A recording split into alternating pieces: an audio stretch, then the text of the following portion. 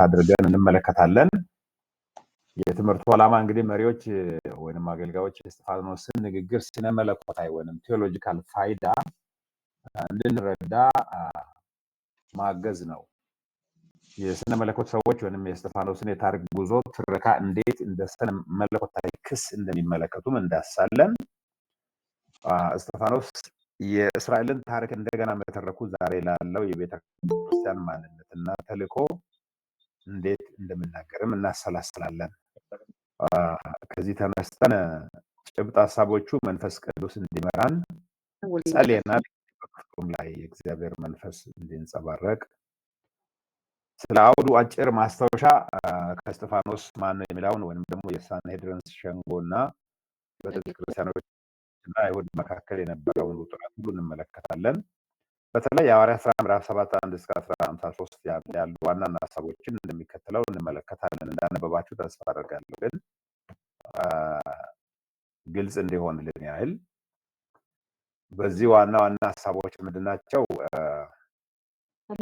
እስጢፋኖስ አቤት ድምፅ አለ። እሺ ድምጻችሁን ቀንሱ። እንደገና ደግሞ ማይክሮፎን ኦፍ አድርጉ። እሺ የመጀመሪያው የምናየው እስጢፋኖስ የሚጀምረው የእግዚአብሔርን ጥሪ ለአብርሃም በማስታወስ ነው የሚጀምረው። ምዕራፍ 7 2 እስከ 8 ባለው ክፍል ላይ የዚህ ፋይዳው ምንድነው? የሚጠቅመን እስጢፋኖስ ንግግሩን የሚጀምረው የእስራኤል ታሪክ መሰረት በሆነው የሆነ የሚረብሽ ድምፅ አለ። እስካሁን የኦንላይን ክላስ ባህሪ ሰው ሊያስተውል አልቻለም። ኦኬ ኦፍ የሆኑትን እያየው ነኝ ማለት ማን ጋር ነው ችግር ያለው? በረከት ሻምቦ ምናልባት ኦፍ ማድረግ ይጠበቅብህ ይሆናል። ማይክሮፎን ኦፍ አድርጋችሁ አውሩ። አለዚያ ድምፅ ሌላውን ሁሉ ስለሚረብሽ እናንተ ነው ከክላስ ማስወጣት ነው ያለብን። ስለዚህ እባካችሁ ተባበሩ፣ አለዚያ በቃ ይረብሻል ማለት ነው። እሺ ስለዚህ የመጀመሪያው የአብርሃምን ታሪክ ነው እስጢፋኖስ የሚጀምረው። የዚህ ፋይዳው ምንድነው? እስጢፋኖስ ንግግሩን የሚጀምረው የእስራኤል ታሪክ መሰረት በሆነው በእግዚአብሔር ተስፋ ቃል ጥሪና ቃል ኪዳን ላይ ነው። የእስራኤል ሕዝብ ታሪክ ከሚጀምርበት ከአብርሃም ይጀምራል። በመቀጠል የዮሴፍንና የአባቶችን ታሪክ ያመጣል። ለምንድነው የሚጠቅመው ይሄ? እስጢፋኖስ እስራኤላውያን እግዚአብሔር የመረጣቸውን ታዳጊዎች፣ ነፃ አውጪዎች የመቃወም ዝንባሌያቸውን እና በአንጻሩ ደግሞ የእግዚአብሔርን የማያቋርጥ ታማኝነት ጎላ አድርጎ ያሳያል። እነሱ ይቃወማሉ፣ እስራኤላውያን እግዚአብሔር ታማኝ ነው ከዮሴፍ እና ከአባቶች ጀምሮ የሚለውን ያሳያል። የሙሴ መነሳትንና የእስራኤል በባርነት ውስጥ ደግሞ መንከራተትን ያመጣል። ለምንድነው የሚጠቅመው ይሄ? ይህ ክፍል ለሙሴ እንደ ዋና ታዳጊነት መድረክ ያዘጋጃል። ይህም እስራኤል ለመቀበል የተቸገረችው ሌላው የተመረጠ መሪ ነው። ምክንያቱም ነፃ በሱ እጅ የሚወጡ መስሎት ገና በጅምር ላይ ለመርዳት ግብፃዊውን ገሎ ለመርዳት ሲሞክር ያሳዩት በእኛ ለማን ነው አለቃ ያደረገ የሚል ነበር። ስለዚህ ያንን ያመጣል። ሙሴ ህዝቡን ለመርዳት ሞከረ፣ ነገር ግን ተቃውሞ ገጠመው። ለምን ይጠቅማል ይሄ? አሁን በዚህ በእኛ ትምህርት ላይ እስራኤል ሙሴን በመጀመሪያ ጊዜ አልተቀበለችው። ይህም እስጢፋኖስ ወደኋላ ለሚያቀርበው ክስ እንደ ማሳያ አንቲሲፔሽን ያገለግላል። እግዚአብሔር በሚቃጠለው ቁጥቋጦ ውስጥ ሙሴን ጠራው። ይሄ ለምንድን ነው የሚጠቅመው? ይሄ ደግሞ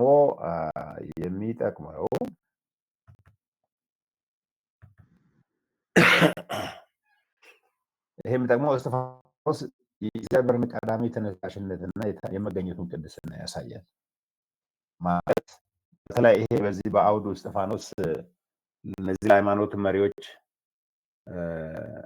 የአምልኳችን ዋና ማዕከል የሆነውን ቤተ መቅደስ ያንኳስሳል ብለው እስጢፋኖስን ለከሰሱበት ክስ እግዚአብሔር ከሙሴ ጋር የተገናኘው በቤተ መቅደስ ሳይሆን በሚዲያም በረሃ እንደሆነ ማሳየቱ ነው። የእነሱ አመለካከት እግዚአብሔር አሰራርና አደራረግ ያፈነገጠ መሆኑን ማሳየቱ ነው ማለት ነው። ሙሴ በድንቅና በታምራት እስራኤልን ነፃ አወጣ ይላል። ለምን ይጠቅማል ይሄንን እስጢፋኖስ ማንሳቱ? የእግዚአብሔርን ታዳጊዎች የመቃወም ልማድ እየተባባሰ መምጣቱን ያሳያል። ሙሴ በድንቅና በታምራት እስራኤልን ነፃ አወጣ። ግን ያው እዛውም ቢሆን ያው ተቃውሞ ነበራቸው። እስራኤል በምድረ በዳና የምስክሩ ድንኳን ደግሞ ይጠቅሳል እስጢፋኖስ። የእግዚአብሔር መገኘት ሁልጊዜም ከህዝቡ ጋር እንደነበረ ያሳያል። ይህም በህንፃ በግንባታ የተገደበ አይደለም። እዚህ ጋር እስራኤል በምድረ በዳና የምስክሩ ድንኳን የሚለው በተለይ ይሄ የመገናኛ ድንኳን ወይም የምስክሩ ድንኳን ከቦታ ቦታ የሚንቀሳቀስ እንጂ በእስጢፋኖስ ጊዜ እስጢፋኖስን የሚከሱ የሃይማኖት መሪዎች እንደሚሉት በአንድ ቤተ መቅደስ እግዚአብሔር ህልውናውን ገድቦ የቆመ አምላክ አይደለም። እነሱ ሲጓዙ ከነሱ ጋር የሚጓዝ አምላክ ነው። የእግዚአብሔር መገኘት ሁል ጊዜ ከህዝቡ ጋር እንደነበረ ማለት በምድረ በዳው እንደነበረ ወደ ከነዓን እንደሄደ ከጊዜ በኋላ ቤተ መቅደስ እንደተገነባ ነበር የሚያሳየው። ሰለሞን ቤተ መቅደስን ሰራ፣ በኋላ ወደ ከነዓን ሲገቡ። ነገር ግን እግዚአብሔር በእርሱ አይወሰንም፣ አንተ ሰው እጅ በሰራው ቤተ መቅደስ አትኖርም ብሎ ሰለሞን ራሱ በጸሎቱ የተናገረውን እስጢፋኖስ ይጠቅሳል። ይህ የሳንሄድሪን ሸንጎ በቤተ መቅደሱ ላይ ያላቸውን የተንጠለጠለ አስተሳሰብ ይሞግታል። ሁል ጊዜ ቤተ መቅደስ ይላሉ። ልባቸው ለእግዚአብሔር ቤተ መቅደስ አልሆነም። እግዚአብሔር ደግሞ አሁንም ተንቀሳቃሽ ቤተ መቅደሱን በሰው ህይወት ላይ እንደሚሰራ እኛው ራሳችን የእግዚአብሔር ቤተ መቅደስ ያድሱ ቤተ መቅደስ መሆናችንን የምክድ እግዚአብሔርን በስርዓትና በዚህ በወግ ብቻ በአንድ ቤተ መቅደስ እንዳለ አድርገው የማየት ጠባብነት እንዳላቸው ለማሳየት ሞክሯል። እስጢፋኖስ በጠንካራ ክስ ንግግሩን ይጨርሳል። ከዚያ በኋላ እናንተ ሁልጊዜ መንፈስ ቅዱስን ትቃወማላችሁ በሚለው ንግግሩ ማለት ነው። እስጢፋኖስ እስራኤላውያን በታሪክ የእግዚአብሔርን ታዳጊዎች አለመቀበላቸውን አሁን ኢየሱስን ካለመቀበላቸው ጋር በቀጥታ ያገናኛል። እናንተ ኢየሱስን ብቻ አይደለም ያልተቀበላችሁት፣ በዘመናችሁ ሁሉ እግዚአብሔር ያስነሳውን መሪ ያልተቀበላችሁ ናችሁ የሚለውን መደምደሚያ ያቀርባል። እንግዲህ የሚከተሉት የሐዋርያት ሥራ መልእክት ዋና ነጥቦችን እናስተውላለን። የመጀመሪያው ታሪክ እንደ ክስ ሂስትሪ አስ ኢንዲክትመንት ያቀርበዋል። የእስጢፋኖስ ንግግር ታሪክን መዘርዘር ብቻ አይደለም፣ አድማጮቹን ለመሞገት የእስራኤልን ታሪክ እንደገና እየተረከ ነው። ይህ ንባብ ስነ መለኮታዊ እንጂ የታሪክ ዘገባ ብቻ አይደለም። እዚህ ጋር የእስጢፋኖስ የእስራኤልን ታሪክ እንደገና ማቅረቡ ስነ መለኮታዊ ይዘት አለው። እግዚአብሔር በዛ ታሪክ ውስጥ እነዚህን እሱን እየከሰሱ በኋላ በድንጋይ በመውገር የሚገሉ ሰዎችን እግዚአብሔር እንዴት እንደሚያያቸው ትንቢታዊ ምልከታ እየሰጠ ነው፣ በመንፈስ ሆኖ ማለት ነው። የመንፈስ ቅዱስ ሚናን ያሳያል። እስጢፋኖስ መንፈስ ቅዱስ እየተሞላ ነበር ይላል ቁጥር 55 ላይ። አስተውላችሁት ከሆነ ምዕራፍ 7 ቁጥር 15 ላይ እስጢፋኖስ በመንፈስ ቅዱስ እየተሞላ ነበር የሚል ቃል አለ። ይሄ በጣም በአንዳንድ ጸሐፊዎች እይታ እጅግ ወሳኝ የሆነው የክፍሉ ሐሳብ ነው። ለምንድነው ወሳኝ የሆነው? ወሳኝ የሚሆንበት ምክንያት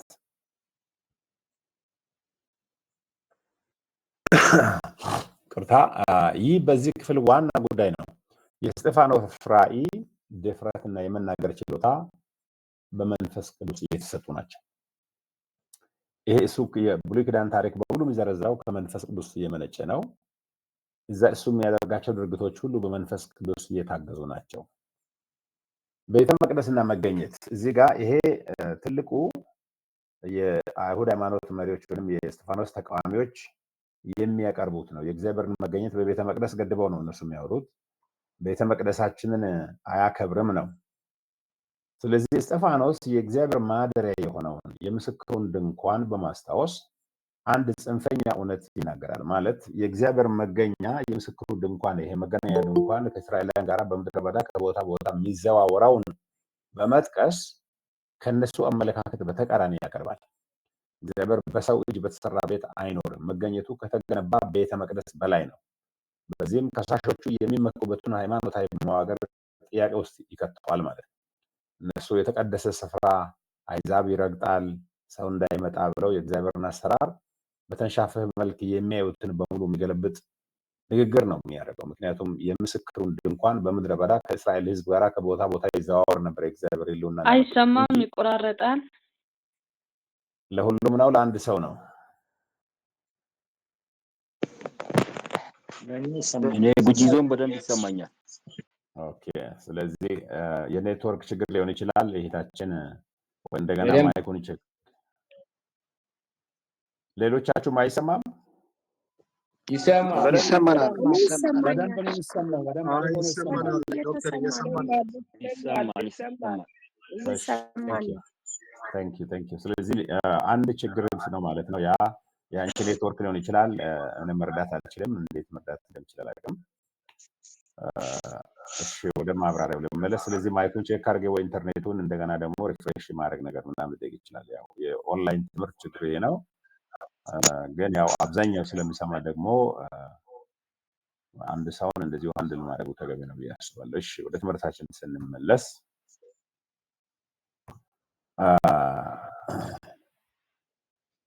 እንግዲህ ትልቁ እዚህ ጋር የመከራከሪያ ነጥቡ የሚሞግታቸው የምስክሩ ድንኳን በብሉይ ኪዳን እስራኤላውያን በምድረ በዳ በሚንቀሳቀሱበት ጊዜ የእግዚአብሔር ሕልውናና አብሮነት ከነሱ ጋር አብሮ ከቦታ ቦታ ይንቀሳቀስ ነበር እንጂ በአንድ ቦታ የተገደበ አልነበረም። ይሄ ማለት የእስጢፋኖስ ከሳሾች እይታና ከብሉይ ኪዳን ጀምሮ እግዚአብሔር ሕልውናውን መገኘቱን ለሕዝቡ የሚያቀርብበት መንገድ የተለየ እንደሆነ እስጢፋኖስ በመንፈስ ቅዱስ እንደተሞላ ሰው ለማቅረብ አቀረበ። በመቀጠል የነቢይነት ቀጣይነት የአብርሃምን የሙሴንና የዮሴፍን ታሪክ የሚያነሳው ለማስታወስ ብቻ ሳይሆን የእግዚአብሔርን ስራ ማለት የእግዚአብሔርን ጥሪ፣ የእግዚአብሔርን ተስፋ፣ የእግዚአብሔርን ቃል፣ የእግዚአብሔርን ማዳን ሁልጊዜም ከአሁኑ ሁኔታ ማለት ከቤተ መቅደስ አልፎ የሚሄድ መሆኑን ለማሳየት ነው። በኋላ ላይ ይሄንን ማየት እንችላለን። ይሄ ድንበር መሻገር ባውንድሪ ክሮሲንግ የእስጢፋኖስን መለኮታዊ ራእይ ያለፈውንና የአሁኑን የሚታየውን ቤተ መቅደስና መለኮታዊ መገኘት ድንበሮች ያሻግራል። የእግዚአብሔር መገኘት ድንበር የሚሻገር እንጂ which means በሌላ አነጋገር ይህም መንፈስ ቅዱስ የተለመዱ ድንበሮችን ከማፍረስ አንጻር መታየት አለበት። እግዚአብሔር በአዲሱ ዘመን በመንፈስ ቅዱስ ዘመን አሁንም ወንጌልን ወደ አሕዛብ ይዞ በብሉይ ኪዳን ያልተካተቱ ህዝቦችን ሁሉ እግዚአብሔር ወደ መንግስቱ የጨመረ ድንበር እያሻገረ ወንጌልን ይዞ ይሄዳል። ይሄ የእግዚአብሔር አሰራር ሆኖ ሳለ እናንተ አሁንም ኢየሩሳሌምን ማዕከል ያደረገ ቤተ መቅደስን ማዕከል ያደረገ አሕዛቡን ለእናንተ ካልመጣ በሚል በዚህ ያረጀ የፈጀ የአባቶች ወግ አጥባቅነት ላይ ያተኮረ እይታና ምልከታ ወይንም አመለካከት ስላዳበራችሁ ነው የተጋጨባችሁ እንጂ ወይንም ኢየሱስን የተቃወማችሁት እንጂ ኢየሱስ ሕይወትም አሕዛብን ማካተቱ ከለምጻሞች ጋር መብላቱ እነሱ የተሰናከለበትን ሁሉ ጠቅለል በሚያደርግ መልኩ የተናገረ ነው ማለት ነው። የማሰላሰያዊ ጥያቄዎችን እናቀርባለን። እስጢፋኖስ የእስራኤልን ታሪክ በዚህ መንገድ መተረኩ ምን ፋይዳ አለው? አድማጮቹን እየከሰሰ ያለው በምንድን ነው? አንዳንድ ነገር ለመንካት ሞክር ያለው ካስታውሳችሁ የእስጢፋኖስ የእስራኤልን ታሪክ በዚህ መንገድ መተረኩ ምን ፋይዳ አለው ማለት ብሉይ ኪዳንን እነሱ ከሚያነቡበትና ከሚያስተውሉበት በተለየ መንገድ ማቅረቡ ለእስጢፋኖስም ለጀማሪው ቤተክርስቲያን ምን ፋይዳ አለው? ለነሱ ለከሳሾቹ ምን ፋይዳ አለው? እስቲ በዚህ ረገድ አስተያየቶቻችሁን መስማት ፈልጋለሁ። እኔ ሳስረዳ ከተከታተላችሁ የሆነ ፍንጭ ሰጥቻለሁ ነው።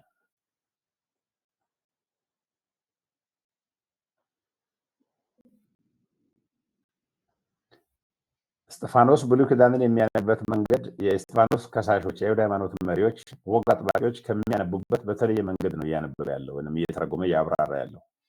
ይሄ ምን ፋይዳ አለው?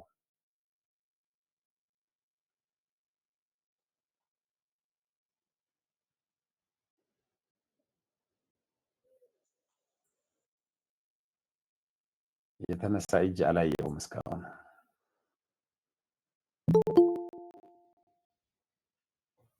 ምን ፋይዳ አለው?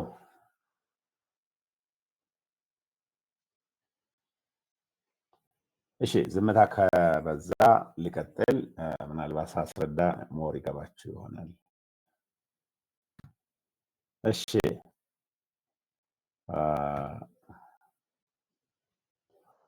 እንግዲህ ምን ፋይዳ አለው የሚለው የእስጢፋኖስ ስለ እግዚአብሔር ያለው እይታ ነባር የሆኑ ሃይማኖታዊ ተቋማትን ለምሳሌ ቤተ መቅደስን እንዴት ይሞግታል? ይሄ ትንሽ ፍንጭ የሚሰጥ ያገ ነው። ቅድም ተናገር ያለው የእስጢፋኖስ እይታ ወይም ስለ እግዚአብሔር ያለው እይታ ፐርስፔክቲቭ የሚሉት ነው ፈረንጆች። ነባር የሆኑ ሃይማኖታዊ ተቋማትን እዚህ ጋር ብዙ ጊዜ ነባር የሆኑ ሃይማኖታዊ ተቋማት እይታ ከእግዚአብሔር አሰራር ጋር እንደሚጋጭ እያሳየ ነው። የእግዚአብሔር ሕልውና የሚገለጠው በቤተ መቅደስ ብቻ ነው የሚል ነው። እስጢፋኖስ ደግሞ ከምስክሩ ድንኳን ወይም ከመገናኛው ድንኳን እንደምናስተውለው የእግዚአብሔር ሕልውና ከቦታ ቦታ እየተዘዋወረ እየተንቀሳቀሰ ነበር እንጂ በአንድ ቦታ የተገደበ እግዚአብሔር ሕልውና የለም። በዚህ መሸወድ የለባችሁም የሚል ነው እንግዲህ የእሱ ሙግት።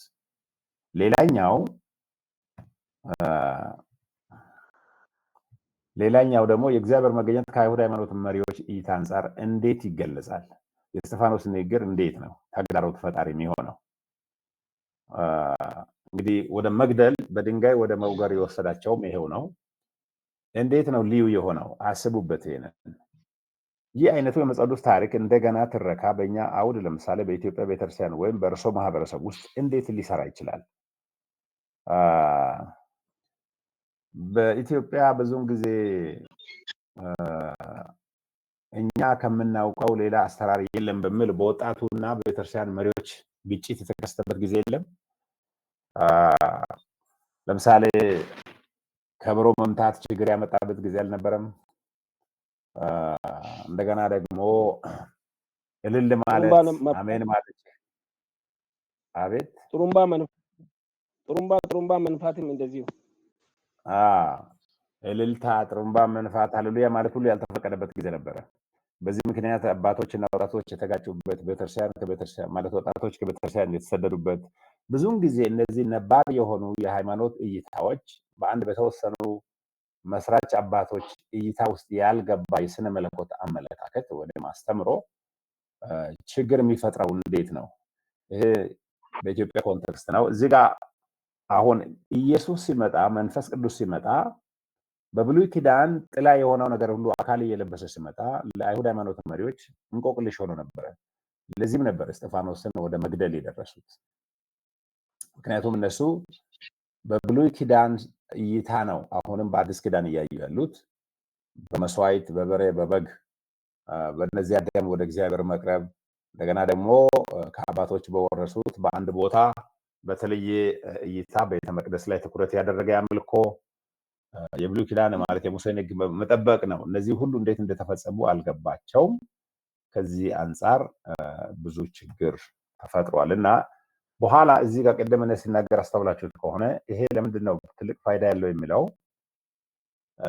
የእስጢፋኖስ ስብከት አሕዛቦችን ወደ እግዚአብሔር ቤት የሚጠራ ነው በወንጌል። እነሱ ደግሞ ከአሕዛብ ጋር የሚገናኙ አይደሉም። ስለዚህ የእስጢፋኖስ እይታ በመንፈስ ቅዱስ እንደተሞላ ሰው የእግዚአብሔርን እይታ እያየ ነው ያለው። እነሱ ደግሞ ሃይማኖታዊ ባህላዊ እይታ፣ ይህም ደግሞ ኢየሱስ በምድር ላይ በሚያገለግልበት ጊዜ ከኢየሱስም ጋር ብዙ ጊዜ የተጋጩበት ነው። ባልታጠበ እጅ ትበላላችሁ፣ ከለምጻሞች ጋር ይበላል፣ ከአመንዝሮች ጋር ይበላል፣ ከኃጢአተኞች ጋር ይበላል። እንደዚህ በሰንበት ቀን ሰው መፈወስ ተገቢ አይደለም። ይሄው ነው አሁን ደግሞ በተለየ መልክ ሰፍቶ የወንጌል ስብከትንም የእስጢፋኖስን ወደ መቃወም እያደረሳቸው ማለት ነው። ከዚህ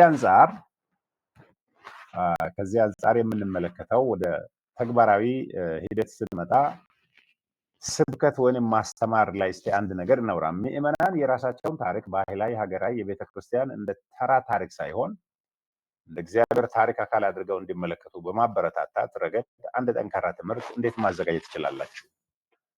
በራሳችሁ ማህበረሰብ ውስጥ እንደዚህ መስመር የለቀቀ መጽሐፍ ቅዱስን ሀሳብ ያልተገናዘበ ባህላዊ፣ ሀገራዊ፣ የቤተክርስቲያን ለምሳሌ እንበልና አሁን በኢትዮጵያ ውስጥ አሁን ባለው ፖለቲካ በራስ ባህል በተለይ በራስ ብሔር የራስ ጎሳን መሪ አድርጎ ከመሾም ሌላው እንዳይሰራ ከማድረግ እንደገና ደግሞ ብሔርና የጎሳ ደም ከኢየሱስ ደም በላይ አድርጎ የማየት አባዜ በቤተክርስቲያን ውስጥ አይታይም? ይሄንን ከወንጌል አንጻር እንዴት ነው ማረም የሚችሉት? በዚህ ላይ ትምህርት ማቅረብ አትችሉም? ምን ይመስላችኋል?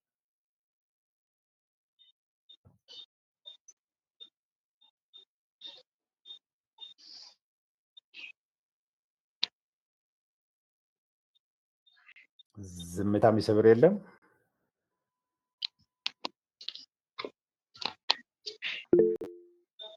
ድምፁ እኛ ጋር በደንብ እየተሰማኝ አይደለም። እኔ ብቻዬን ነው ያለሁት።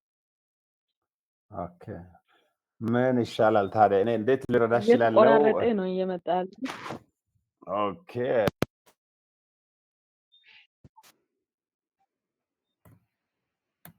አሁንስ ይሰማል?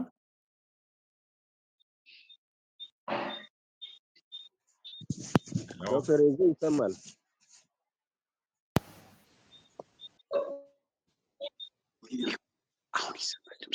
አሁን ይሰማል?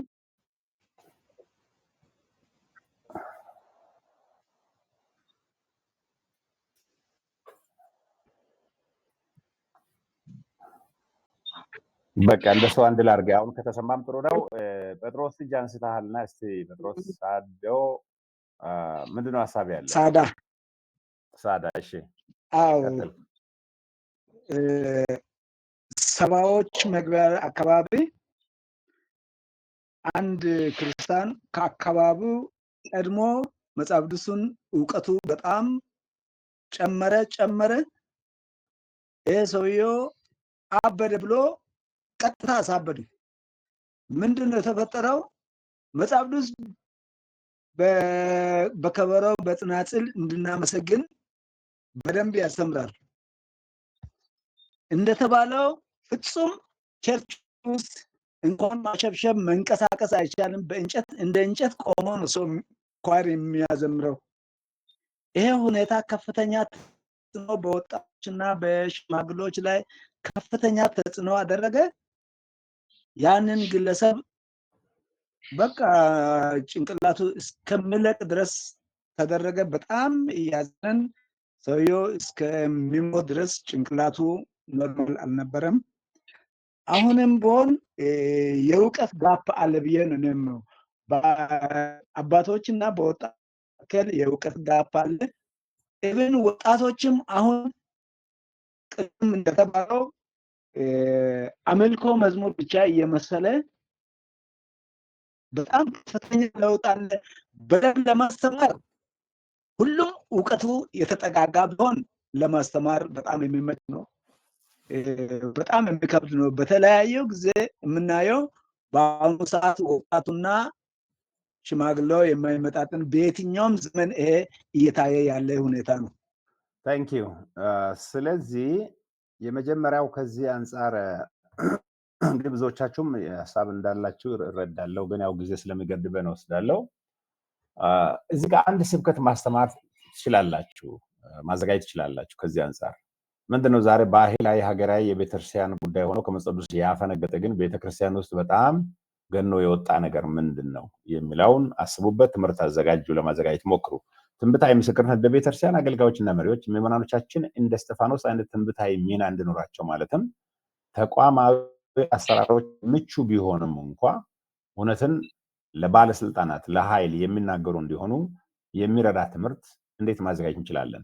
አሁን ይሄ ትንቢታዊ ምስክርነት ማለት ሰዎች ያላዩትን የማሳየት ከእግዚአብሔር ቃል የማሳየት ባህሉ ደፍኖ ቅድም እንዳላችሁት የቤተክርስቲያኑ ስርዓት ወግ ደፍኖት ከድኖት ሸፍኖት የቆየ የእግዚአብሔር እውነት አለ።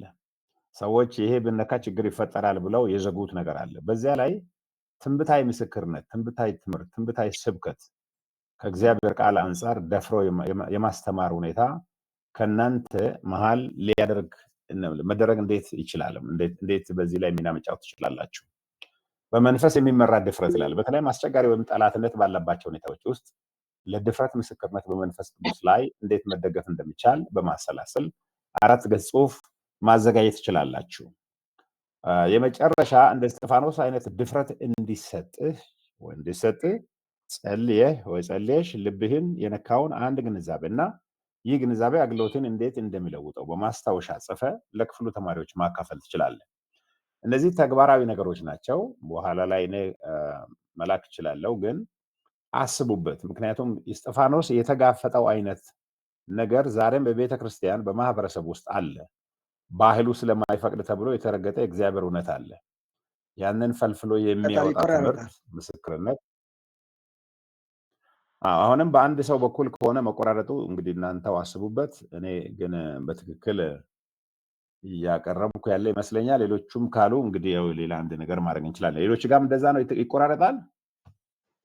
እኔ ጋር አይቆራረጥም። ወደ ጉጂ ዞን እኔ ጋር ቆንጆ ነው። እኔ ጋር አይሰማም። ይሰማል። እኛ ጋር ይሰማል፣ በደንብ ይሰማል። ይሰማል። እኔ ጋር ጥሩ ነው። እሺ እንግዲህ መቻል ነው ወይ እንደገና ወጣችሁ መግባት ነው። ኢንተርኔት የሚያስቸግር ከሆነ ቅድም ምስጋኑ እንደተናገራችሁ ውጥረቱ አለ። ያው የሀገራችን ቴክኖሎጂው ደረጃ ነው እንግዲህ ምንም ማድረግ አይቻልም። እነዚህ ነገሮች ከተግባራዊነት አንጻር ከእስጢፋኖስ ሕይወት ተነስተን መተግበር የምንችላቸው ናቸው። ሌላኛው በዚህ ደግሞ የምንመለከተው አንድ እውነት አለ። ይሄኛው ምንድነው? ሰማዕትነት፣ ስደትና መበተን በሐዋርያት ሥራ ምዕራፍ 7:54 እስከ 8:2 ላይ እንመለከታለን። ዓላማዎቹ ምንድነው? በጥንቷ ቤተክርስቲያን የነበረውን የሰማዕትነት ትርጉምና ዋጋ ማሰላሰል። ወንጌል ወደዚህ እንዲደርስ ብዙ ሰዎች ደማቸውን አፍሰዋል፣ ውድ ሕይወታቸውን ሰውተዋል። እንደ እስጢፋኖስ ያሉ ማለት ነው። በጥንቷ ቤተክርስቲያን አንደኛ ይሁን እንጂ አሁንም እንኳን ሰሞኑን በናይጄሪያ እነዚህ ጽንፈኞች ጭምብል ለብሰው ጦር መሳሪያ ይዘው ከቤተክርስቲያን ፓስተሮችን ወስደው እየገደሉ እያረዱ ነው ያሉት። በእስጢፋኖስ ሞትና በወንጌል መስፋፋት መካከል ያለውን ግንኙነት መረዳት አለብን። እዚህ ጋር ወንጌል ዝም ብሎ አልመጣም። መበተን ወይንም ስካተሪንግ እንደ እግዚአብሔር ተልእኮ አካል አድርገን ማየት የምንችልባቸው ስነ መለኮታዊ እይታን ማዳበር እንዴት እንችላለን የሚለውን እናያለን። አንዳንድ ጊዜ የሰው ደም ይፈሳል፣ የሰው ሕይወት ይጠፋል። ግን ያ በጣም የሚያሳዝን ቢሆንም ደግሞ በሌላ ጎኑ ደግሞ ስንመለከት ያ ስደትና የእነዚያ የቅዱሳን የአገልጋዮች መሰዋት፣ መሞት ወንጌልን እሳት የሚያዳፍን የሚያጠፋ አድርጎ ሰይጣን በተለያዩ አካባቢዎች ባሉ ባህላዊ አመለካከት ጽንፈኛ ሃይማኖተኞች በኩል ቢያቀርብም የእግዚአብሔር መንፈስ ግን በዚያ ስደት ሳይገደብ ወንጌልን ሲያሰራጭ እንመለከታለን። የክፍሉን ቁልፍ ሀሳብ ስንመለከት የመጀመሪያው በዚህ በምዕራፍ 7 የተመለከትነው በመጀመሪያው ክፍል ላይ ቁልፉ ሀሳብ መንፈስ ቅዱስ የተጫወተው ሚና የእስራኤልን ታሪክ ምን እንደመስል፣ ተግዳሮት ምን እንደመስል አይተን ነበረ። አሁን የሐዋርያት ሥራ ምዕራፍ 7:54 እስከ ምዕራፍ 7 ቁጥር 60 እና ምዕራፍ 8 1 እስከ 2 ጮክ ብለን ማንበብ ተገቢ ነው የሚሆነው። ግን አሁን እሱ ለጊዜ አናጠፋም። እስጢፋኖስ በሞት ጊዜ በመንፈስ የተሞላ ነበር። በመጨረሻዎቹ ደቂቃዎች እንኳን እስጢፋኖስ በመንፈስ እየጠነከረ ነበር። ኢየሱስን ቆሞ ማየቱ የእስጢፋኖስን ጥልቅ መንፈሳዊ እይታ ያሳያል። እዚህ ጋር መንፈስ ቅዱስ ሙላትን በእንደዚህ አይተን እናውቃለን። ማለት በሞት ፊት፣ በስቃይ ፊት፣ በበሽታ ፊት፣ በስደት ፊት የመንፈስ ቅዱስን ስራ፣ የመንፈስ ቅዱስን የማበርታት የማጠንከር ስራን እንዴት እንረዳለን? ብዙን ጊዜ መንፈስ ቅዱስ እንዳው እልልታ ባለበት፣ ጭብጨባ ባለበት፣ ሆታ ባለበት ብቻ የሚሰራ ይመስለናል። ግን በእስጢፋኖስ ሕይወት የሰራበት የዛ ተቃራኒ ነው። በተለይ በእኛ በኢትዮጵያ በአሁኑ ዘመን ብዙ ወጣቶች የመንፈስ ቅዱስ ስራ የሚለማመዱት ኪቦርድ ሲጮህ ብቻ ይመስለኛል። ኪቦርዱ በመብራት መጥፋት ሲሄድ የሚቀዘቅዝ አይነት ልምምድ ነው ያላቸው እና በጫና ውስጥ የሚደረግ ይቅርታ ደግሞ በሕይወቱ ታይቷል። ይሄ በተለይ ከበድ ያለው መንፈሳዊ ሕይወት ነው ብዬ ነው የማስበው። እስጢፋኖስ ጌታ ኢየሱስ ሆይ መንፈስን ተቀበል እና ጌታ ሆይ ይህን ኃጢአት አትቁጠርባቸው ብሎ ቁጥር 59 እስከ 60 የጸለየው ጸሎት ይህ የሞት አፋፍ ጸሎት ብቻ አይደለም። ይህ የመንፈስ ቅዱስን የተለየ ቅርበት ሪቮሉሽነሪ ኢንቲመሲ ዊዝ ዘ ሆሊ ስፒሪት የሚያሳይ ነው። ለጠላቶች ሳይቀር የሚደረግ ይቅርታ ማለት ነው። ስደት እንደ ማነቃቂያ እንደ ካታሊስት መበተኑ በምዕራፍ 8 ቁጥር 1 ላይ አሳዛኝ ክስተት ብቻ አይደለም። አሳዛኝ ነው፣ ምንም ጥያቄ የለውም። የሰው ሕይወት እየጠፋ ነው። ግን የመንፈስ ቅዱስ እንቅስቃሴ አካል ነው ደግሞ። መንፈስ ቅዱስ ይሄንን ሰይጣን ለክፉ የሰራውን ዋጅቶ ወንጌልን ለማስፋፋት ቤተክርስቲያንን እንደገና ለማንቃት ወደ አዲስ ምዕራፍ ወደ አዲስ ድንበር የማስፈንጠር ስራ ነው የሰራው። ስደት ዋጋ የሚያስከፍል ብቻ ሳይሆን ለተልእኮ ሚሽን መንገድ ጠራጊ ነው። አማኞች ተገፍተው ይወጣሉ። ነገር ግን ወንጌሉ ከነሱ ጋራ ወደ አዳዲስ ስፍራዎችና ደግሞ ድንበሮች ይሄዳል፣ ይሻገራል። ይሄ የዚህ ክፍል የዚህ ምዕራፍ 7:54 እስከ ምዕራፍ 8:1-2 ባለው ክፍል ላይ የምናየው ቁልፍ ስነ መለኮታዊ ሐሳብ ነው። ቃሉን ወደ መተግበር ስንመጣ የሳውል ሚና እዚህ ጋር በቁጥር 1 ላይ ማለት ምዕራፍ 8 ቁጥር 1 ላይ የሳውል ሚና ተጠቅሷል። ከፍተኛ ምጸት ነው ይሄ።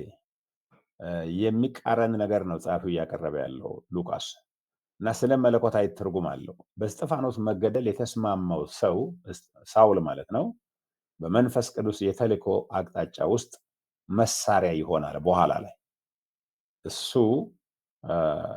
አሁን በእስጢፋኖስ መሞት መገደል በእስጢፋኖስ ደም መፍሰስ የነበረው ሰው ልብስ ጠባቂ የነበረ ሰው በኋላ ደግሞ ወንጌል ይዞ እንዴት እንደሚወጣ መንፈስ ቅዱስ እንዴት አቅጣጫ እንደሚቀይር ስደትና ሞትን እንዴት ወደ አዲስ ምዕራፍ ለማሻገር እንደሚጠቀምና እጅግ አስቸጋሪና ገዳይ የሆነውን ሰው መልሶ ደግሞ የወንጌል መሳሪያ አድርጎ እንዴት እንደሚጠቀም የእግዚአብሔርን ሉዓላዊነት የመንፈስ ቅዱስን ጥበብና አቅምና ብርታት የሚያሳይ ክፍል ነው ማለት ነው። በመከራ ውስጥ ያለ አማራጭ ስፍራ መበተን እንደ አማራጭ ስፍራ መከፈት ልንተረጉመው እንችላለን። አንዳንድ ጊዜ መበተን ማለት ካለንበት ቦታ በስደት በተቃውሞ ስፍራ ለቀን ስንሄድ ለኛ የመጨረሻ ውርደት፣ ሞት፣ ጥፋት በቃ መቃብር ይመስለናል። ግን እግዚአብሔር ደግሞ እንደ አማራጭ ሌላ ስፍራ እየከፈተ እንደሆነ በስነ መለኮታዊ ወይንም ደግሞ እግዚአብሔርን አሰራር እንደዚሁ ማየት እንችላለን። ቤተክርስቲያን ተጎጂ ብቻ አይደለችም። በስደት ውስጥ ቤተክርስቲያን ቅርጿ ተለውጦ ወደ አዲስ የግንኙነት መልክዓ ምድሮች ትላካለች ማለት ነው። በሞቅታ በኢየሩሳሌም በነበረችው ቤተክርስቲያን የቆየው በእስጢፋኖስ መገደል ምክንያት ተስፈንጥረው ወደ ሌላ ቦታ ሲሄድ ነው የምንመለከተው። አንዱ ስነ መለኮት ሰው እንደዚህ ብሎ ተናገረ። የሐዋርያ ስራ 1:8 ማንታዘዝ ከሆነ የሐዋርያ ስራ 8:1 ሊመጣብን ይችላል ብሎ ነው የተናገረው። 1:8 ምንድን ነው የሚለው? ነገር ግን መንፈስ ቅዱስ በእናንተ ላይ በሚወርድበት ጊዜ ኃይልን ትቀበላላችሁ፣ በኢየሩሳሌም፣ በይሁዳ፣ በሰማርያ እስከ ምድር ዳርቻ ድረስ ምስክሮች ትሆናላችሁ።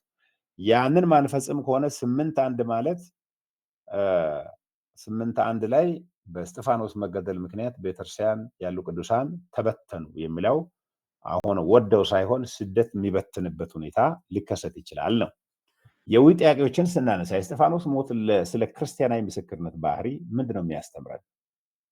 የእስጢፋኖስ ሞት ስለ ክርስቲያናዊ ምስክርነት ባህሪ ምን ያስተምራል? እዚህ ጋር ክርስቲያናዊ ምስክርነት ባህሪ ብለን ስንል ክርስቲያናዊ ምስክርነት ባህሪ አለው ሁል ጊዜ አልጋ በአልጋ ይሆናል ወይ የሚለውን ጥያቄ እንድናነሳ ያደርገናል። ስለዚህ ይሄንን ከዚህ የምናስተውለው ምንድን ነው? ሌላኛው ጥያቄ በዚህ ምንባብና ከላይ ካየነው ማብራሪያ አንጻር በእግዚአብሔር ተልእኮ ውስጥ የስደትን ሚና እንዴት እንረዳለን? በማህበረሰባችሁ ባላችሁበት አካባቢ በስደት ያለፋችሁ አላችሁ? ስደት እንዴት ነበረ ህይወታችሁን የፈተነው? እንድጠነክሩ ያደረገው? አግሎት እንዲሰፋ ያደረገው? ለእግዚአብሔር ያላችሁን ታማኝነት እንዴት ነበር የገለጻችሁት? የኛ አውዶች ማለት የፓስተርነት የቤተክርስቲያን ሁኔታ ለወንጌል ተልእኮ እንዴት የመበተን ወይም የስርጭት ነጥቦች ሊሆኑ ይችላሉ? እንዴት ነው በቤተክርስቲያናችሁ ውስጥ ስደት ተቀስቅሷል? የራሳችሁ ደግሞ ፕሮግራም ዘርግታችሁ ነው? ከአቅማችሁ በላይ የሆነ ሁኔታ ወንጌል እንዲሰራጭ እንዲስፋፋ ወደ አዲስ ድንበሮች ምዕራፎች እንዲሻገሩ አድርገዋል? ምንድን ነው የምታስታውሱት? የቤተክርስቲያን መሪዎች ማህበረሰባቸው መከራን እንደ ክሳራ ብቻ ሳይሆን በመንፈስ እንደሚመራ የተልእኮ ዕድል አድርገው እንዲተረጉሙት እንዴት ማገዝ ይችላል? በዚህ ያላችሁ አመለካከት ምንድን ነው? ቆም አድርገን እስቲ ከእናንተ የምንሰማው ነገር ካለ ደግሞ እንሰማለን። በአካባቢያችሁ የእስጢፋኖስ ምስክርነት አይነት የተከሰተበት ጊዜ ነበረ?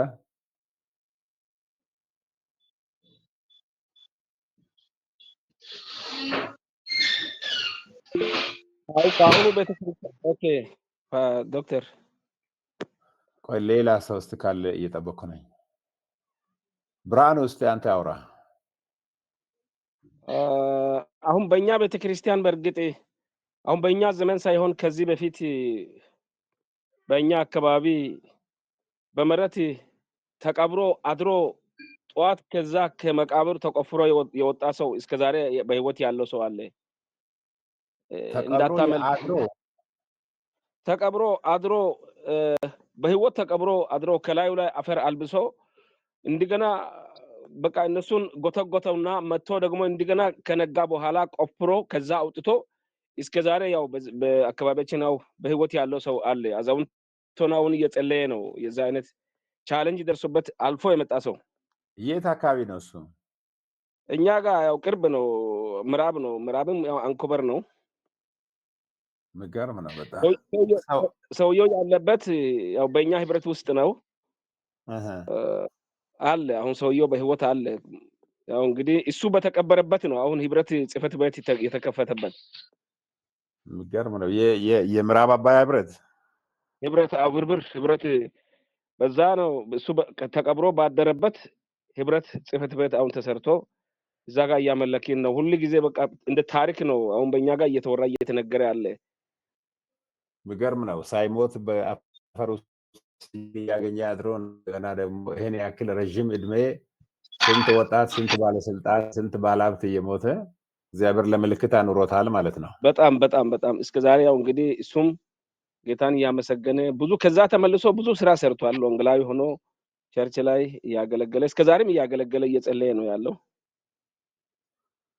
እንግዲህ በእንደዚህ አይነትም ሁኔታም ያልፋል ማለት ነው። በህይወት የተቀበረ ኖሮ እንዲያገለግልም መንፈስ ቅዱስ ጣልቃ መግባት ይችላል። አንዳንዱ ደግሞ እንደዛ አልታደለም። አሁን እስጢፋኖስን ስናይ ደሙን አፍስሷል፣ ህይወቱን ሰውቷል፣ የመጀመሪያ መስዋዕት ሆነዋል። ሌሎቻችሁስ በእናንተ ማህበረሰብ እንደዚህ አይነት መራራ ሁኔታ ውስጥ ቅዱሳን ያለፉበት ጊዜ ነበረ? አዎ ዶክተር፣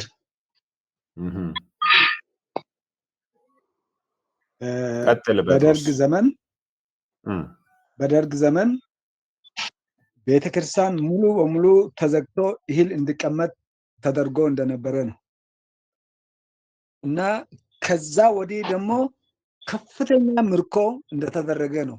ጥቂት ነበረ በዛን ሰዓት የነበረው ምዕመን፣ ትንሽ ቤት ነበረች። አሁን በዛን ሰዓት የነበረው ቤት 3 እጥፍ በዝቶ አሁንም ውጪ ሰው እየተቀመጠ ነው። የት አካባቢ እና ነን? ለምርኮ ምክር ለአንተ ነው። ኦኬ፣ በጣም ደስ ይላል። ስለዚህ ሌሎቻችሁ እየሰማችሁ ከሆነ የምታካፍሉት ለሌሎች ትምህርት የሚሆን ነገር ካለ ማካፈል ትችላላችሁ ውስን በሆነ ደቂቃ። ያ ከሌለ ደግሞ እኛ እንቀጥላለን። እጅ እስካሁን አላየውም። ኦኬ፣ ስለዚህ እነዚህ ቤተክርስቲያን መሪዎች ማህበረሰባቸው በተለይ አንድ ነገር እዚህ ጋር ማስተዋል የሚገባን ነገር ምንድን ነው? በዚህ ምንባብና ከላይ ካየነው ማብራሪያ አንጻር በእግዚአብሔር ተልእኮ ውስጥ ስደትን ሚና እንዴት እንረዳለን? ቅድም እንደተናገራችሁት ሁሉ አንዳንድ ጊዜ ለጥፋት የተባለው ማለት ለጥፋት የተሰራው ለክሰራ የተሰራው ጠላት ለክፉ ያመጣው ነገር እግዚአብሔር ደግሞ ያንን አሳዛኝ ሁኔታ በመንፈስ ቅዱስ ኃይል ቅዱሳን አልፈው መስዋዕትነትም መክፈል ካለባቸው ከፍለው ሌላ ምዕራፍ ደግሞ እግዚአብሔር ያመጣል። ይሄ መረዳትና ማስተዋል ያለብን ነገር ነው። የኛ አውድ ፓስተሮች የቤተክርስቲያን ሁኔታ ለወንጌል ተልእኮ እንዴት መበተን ስርጭት ነጥቦች ሊሆኑ ይችላሉ የሚለውን ማስተማር አለብን። ሰዎችን ማነቃቃት አለብን። የቤተክርስቲያን መሪዎች ማህበረሰባቸው መከራን እንደ ክሳራ ብቻ ሳይሆን በመንፈስ እንደሚመራ የተልእኮ ዕድል አድርገው እንዲተረጉሙት እንዴት ማገዝ ይችላሉ? እናንተ እንደ አገልጋዮች፣ እንደ ቤተክርስቲያን አገልጋዮች እንዴት ምዕመናንን ለክፉ ጊዜም የነቃ አእምሮ የነቃ ስነ ልቦና በመንፈስ የጠነከረ መንፈሳዊነት እንዲኖራቸው እንዴት መርዳት ትችላላችሁ? እስቲ በዚህ ረገድ አካፍሉ። እስቲ ሀሳባችሁን እንዴት መርዳት ትችላላችሁ?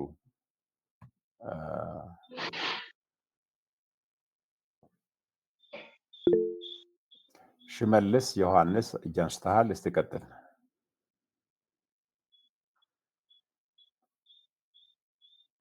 ሽመልስ መልካም ዶክተር፣ አመሰግናለሁ። እንግዲህ እኛ ማስተማር ያለብን አሁን ላይ ትንሽ ቅይጥነት ያለው አይነት አስተምሮ ነው ያለው።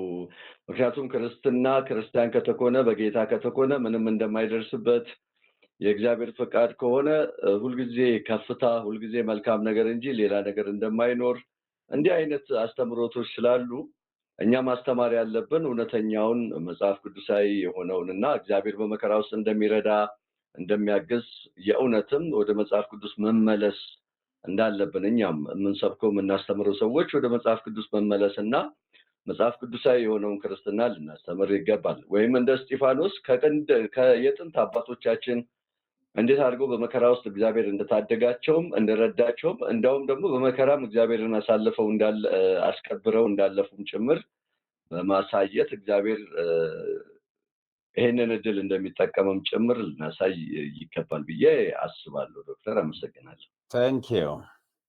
ስለዚህ ይሄ ተገቢ ነው። ማስተማር እንግዲህ ያለብን ተግባራዊ ሁኔታው ስንመጣ በጫና ውስጥ ደቀ መዝሙርነት አማኞች ከእግዚአብሔር ተልእኮ ጋር በሚስማማ መልኩ በስደት ውስጥም ቢሆን መስዋዕትነትን እየከፈሉ በታማኝነት እንዲኖሩ እንዴት ማዘጋጀት እንችላለን? የተልእኮ ስትራቴጂ መሪዎች የችግር ጊዜያትን ለምሳሌ ማህበራዊ ጫና፣ ተቃውሞ እንደ እንቅፋት ብቻ ሳይሆን ለወንጌል መስፋፋት እንደ ድል እንዲመለከቱት እንዴት ማበረታታት እንችላለን? ይሄ እንደ መጽሐፍ ተማሪዎች ማሰብ ያለብን ጉዳይ ነው። ይቅርታና እርቅ ይላል ሌላኛው የምናነሳው። የእስጢፋኖስ ምሳሌ ስለ ይቅርታ ለማስተማር በተለይም አሳዳጆችን ስለ ይቅርታ ለማስተማር ሊያገለግል ይችላል። ይህ እርካሽ ጸጋ አይደለም፣ ከባድ ዋጋ የሚከፈልበት በመንፈስ የሚሆን ጸጋ እንጂ። እንደ አገልጋይ የይቅርታ ህይወት ሊፈትነን የሚችለው እንዴት ነው? ፈተናውን ያለፍነውስ እንዴት ነበር?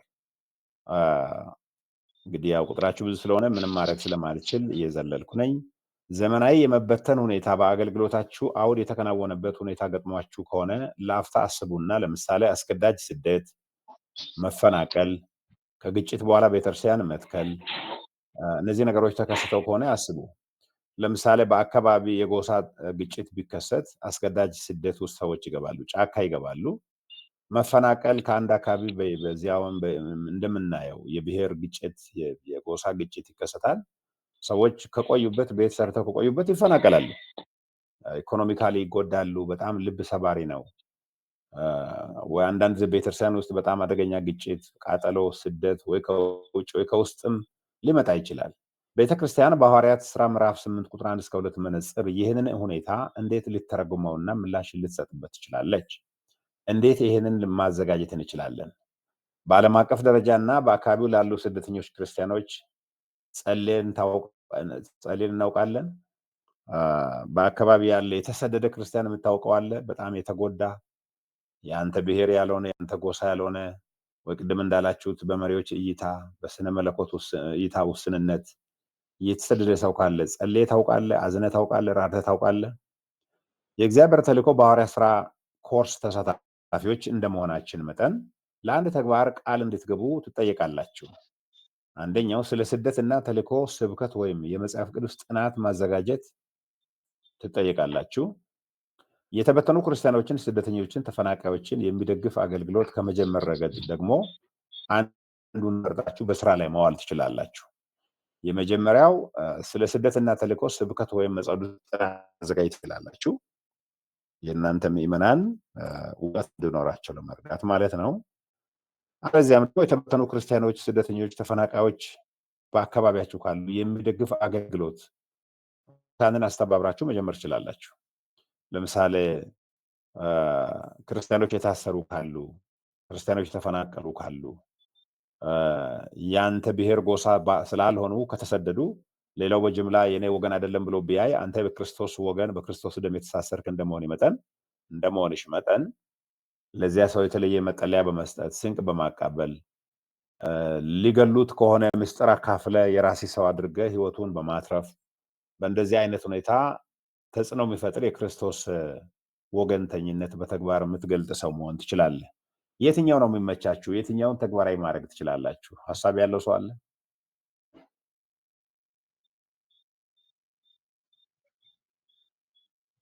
እሺ ጸጋው። አቤት ጸጋው አካፍል ሀሳብህን። እሺ በዚህ በፕሮቴስታንት ሃይማኖት በኩል 1989 አካባቢ ላይ አርባ ምንጭ ላይ ከፍተኛ ግጭትና ከፍተኛ ከፍተኛ ውጥረት ነበረ።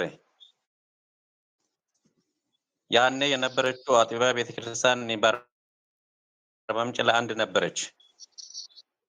ኮንፈረንስ ለማድረግ ብሎ ብዙ አብያተ ቤተክርስቲያናት ከአዲስ አበባ ከየትም ከተጠራ በኋላ ኮንፈረንስ በፖሊስ አዳራሽ እንዳይደረግ ተብሎ ተከለከለ።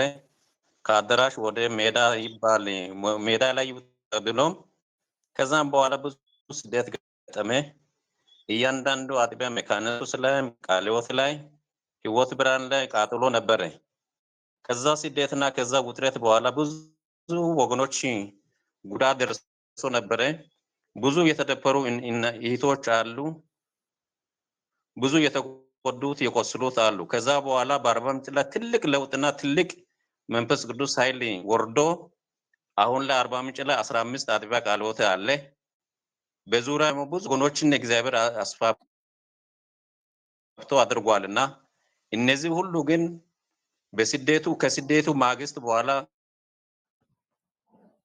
ብዙ ሰዎች ታስሯል። ብዙ ሰዎች ደግሞ ጉዳት ላይ የወደቁት ሁሉ ወደ ተሐድሶ ተመልሶ ጉዳታቸውን ሁሉ እግዚአብሔር ክሶ ዛሬ ላይ አርባ ምንጭ ላይ ታላቅ መንፈሳዊ ጉዳዮች በይፋ የተደረጉ መሆኑን ተገናዝበናል።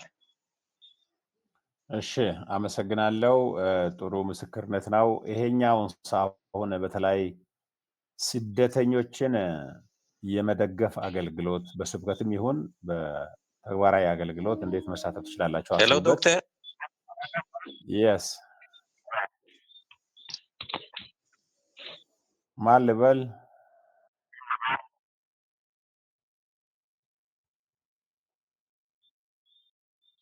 ኦኬ። ስለዚህ ይሄን ተግባራዊ አገልግሎት አስቡበት። በተለይ ይቅርታ የማድረግ አገልግሎት፣ በጫና ውስጥ ደቀ መዝሙር የመሆን የመጽናት፣ እንደገና ደግሞ ችግር ጊዜያትን ማህበራዊ ጫናዎችን ተቃውሞ ለክርስቶስ የመቆም አገልግሎቶችን፣ ክርስትናን ማስተዋልን የመስጠት አገልግሎቶችን በቤተክርስቲያናችሁ እንዴት ማከናወን እንደምትችሉ አስቡበት። ለመሪ አገልጋዮች የሚሆኑ ትልቅ ስነ መለኮታዊ ሀሳቦችን በዚህ እናነሳለን። የመጀመሪያው ምንድን ነው? የሐዋርያት ሥራ 7:1-8 ትንታኔ የሚመነጩ ቁልፍ ስነ መለኮታዊ ወይንም ደግሞ ለመጋቢነት አገልግሎት ጭብጥ የሚሆኑ ነገሮችን እናነሳለን። የምስክርነት ስነ መለኮት ቴዎሎጂ ኦፍ ዊትነስ። ምስክርነት ዋጋ ያስከፍላል። ሰማዕትነትን ወይም መከራን ሊጠይቅ ይችላል። ነገር ግን መንፈስ ቅዱስ ያንን ምስክርነት ይደግፈዋል፣ ወደ ተልእኮ ድልም ይለውጧል። ይሄ አንደኛው ነጥብ ነው። ሁለተኛው አካልን ያሳተፈ ደቀ መዝሙርነት ማለት ይሄ በእንግሊዝኛው ኢምቦዲድ ዲሳይፕልሺፕ የሚሉት የእስጢፋኖስ ንግግር የእስራኤልን አካላዊ ጉዞ ይተርካል። መሰደድ፣ ባርነት፣ በቤተ መቅደስ መገንባት።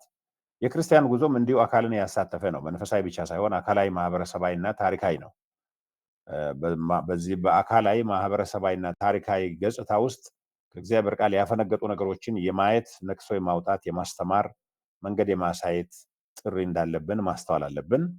ስለ ኃይል እንደገና ማሰብ ማለት ሪኢማጂኒንግ ፓወር። ይሄ ማለት ኃይል ሃይማኖታዊም ሆነ ፖለቲካዊ ጥያቄ ውስጥ ይገባል ብዙን ጊዜ። እውነተኛው ኃይል ግን መንፈስ ቅዱስ ነው። እሱም የሚገዛ ሳይሆን ወደ ቀረበ ቤተሰባዊ ወደሆነ ህይወት የሚጋብዝ ነው። እነዚህ የአይሁድ ሃይማኖት መሪዎች ብዙን ጊዜ መዋቅራዊ ኃይላቸውን ለጭቆና ነው የሚጠቀሙት እንጂ በክርስቶስ ላለ የቤተሰብ የፍቅር ህይወት አይደለም የሚጠቀሙት። ዛሬም ቤተክርስቲያን ውስጥ መዋቅራዊ ስልጣን፣ የመሪነት ስልጣን ለመጨቆን፣ ለማግለል፣ ለዘረኝነት፣ ለጎሰኝነት እንዳይውል መጠንቀቅ አለብን ማለት ነው። ይቅርታ እንደ ትልቅ ነጥብ ነው እዚህ የምነሳው። እስጢፋኖስ አሳዳጆቹን ይቅር ማለቱ ተሸናፊነት አይደለም። የጥቃት አዙሪትን የሚሰብር በመንፈስ የተቀረጸ ስር ነቀል የፍቅር ተግባር እንደሆነ መታወቅ አለበት። መንፈስ ቅዱስ በላዩ ላይ የነበረው እና የሰራው አንዱ ስራ በይቅርታ የተሞላ ህይወት ነው። ሰዎች ጭካንን በቤተክርስቲያን ክፋትን በሚዘሩበት ጊዜ መንፈስ ቅዱስ የሸሸ ህይወትን እንደሚኖሩ ማሳያ ነው ማለት ነው። ስለዚህ ጭካኔ የመንፈስ ቅዱስ ስራ አይደለም። በሰዎች ውድቀት መርካት የመንፈስ ቅዱስ ስራ አይደለም። ቤተክርስቲያን መሪዎች መዋቅርን፣ ስልጣንን ተጠቅሞ አንዳንድ ጊዜ እጅግ የከፋ ጭካኔን ሲያንጸባርቁ ይስተዋላል።